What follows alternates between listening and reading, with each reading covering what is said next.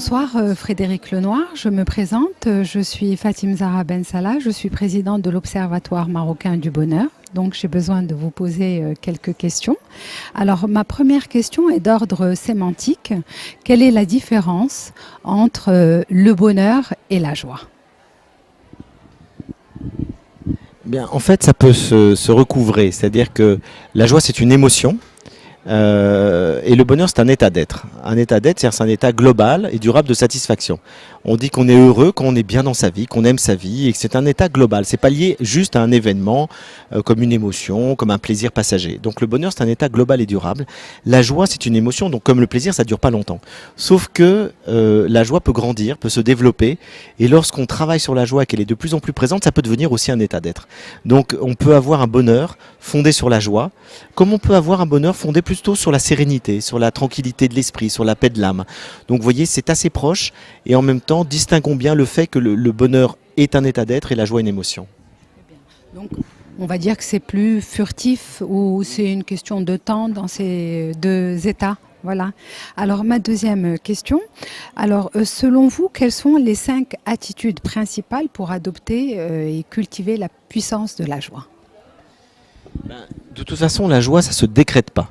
C'est-à-dire qu'on ne peut pas décider d'être dans la joie, ça nous tombe dessus, la joie. C'est vraiment une émotion qui vient.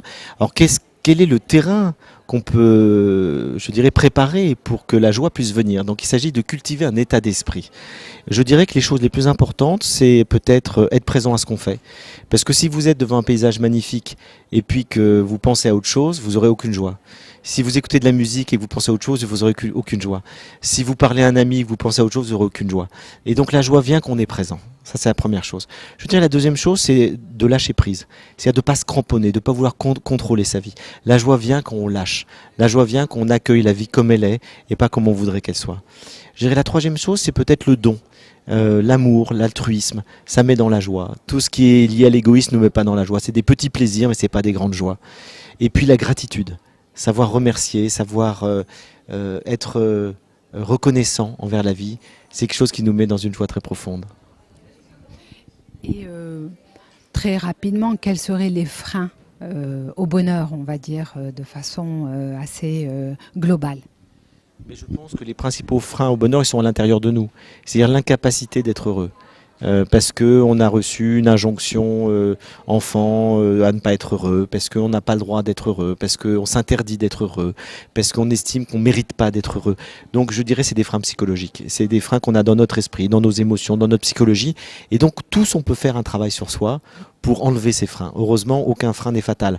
Après, il y a des choses qui sont compliquées. Vous avez des freins génétiques, c'est-à-dire que vous avez des gens qui ont des problèmes de santé très lourds, c'est difficile, c'est plus difficile d'être heureux. On sait qu'il y a des gènes qui favorisent plus ou moins le bonheur, mais c'est pas déterminant. Je dirais que le plus important, c'est notre état d'esprit. On peut tous travailler sur notre esprit. Donc nous avons, en fait, le bonheur est en nous. C'est pour reprendre un petit peu. D'accord, très bien. Et d'après ce que je comprends, donc c'est un état de conscience permanent ou plutôt assez souvent qui nous permettrait de capter ces moments de bonheur. Alors, une de mes dernières questions, Frédéric Lenoir, quelle est la question qui revient souvent, qu'on vous pose régulièrement? On me dit très souvent, est-ce qu'on a le droit d'être heureux dans un monde malheureux? Et je réponds d'abord que le monde n'est pas si malheureux que ça, qu'il y a beaucoup de gens heureux sur Terre, sans doute la grande majorité. Et puis par ailleurs, même s'il y a des gens malheureux, notre malheur n'apporte rien pour les rendre plus heureux. Par contre, notre bonheur, oui. C'est-à-dire que si on est heureux, on est contagieux. Le bonheur est contagieux, donc soyons heureux, c'est un devoir d'être heureux dans un monde où il y a du malheur. Alors, pour raccrocher un petit peu votre intervention par rapport au contexte marocain, donc l'Observatoire marocain du bonheur, l'OMB, a lancé une étude il y a quelques temps sur le bonheur au Maroc et on a 3 grandes thématiques qui sont sorties. Donc, il y a la notion du bien-être, il y a la famille, il y a la santé et le culte. Qu'en diriez-vous des grandes thématiques qui ressortent, si vous voulez, dans les sondages dans d'autres pays différents du Maroc? On retrouve toujours les mêmes fondamentaux, c'est toujours la famille, les proches, les amis, c'est-à-dire, on va dire l'amour, les relations. C'est toujours effectivement l'harmonie sociale dans lequel on vit. C'est toujours le travail, la santé. On retrouve à peu près partout les mêmes raisons. Donc après, je dirais que ça, c'est les conditions extérieures. La vraie question, c'est comment rester heureux si on perd notre conjoint, si on est malade, si traverse des difficultés dans la vie. Parce qu'être heureux quand tout ça va bien, évidemment, c'est facile. Donc la question n'est pas tellement de savoir ce qui nous rend heureux, c'est la même chose partout.